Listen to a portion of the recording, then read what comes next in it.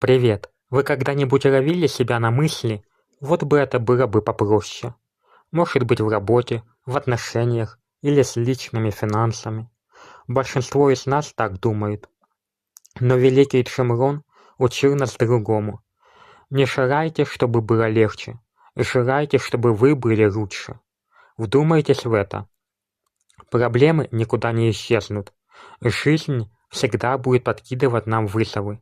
Истинная сила не в том, чтобы избежать трудностей, а в том, чтобы стать достаточно сильным, умным, находчивым, чтобы справиться с ними. Если вы лучше, то и проблемы кажутся меньше, не так ли? Представьте себе дерево. Оно не просит меньше ветра или дождя. Оно просто укрепляет свои корни, становится крепче.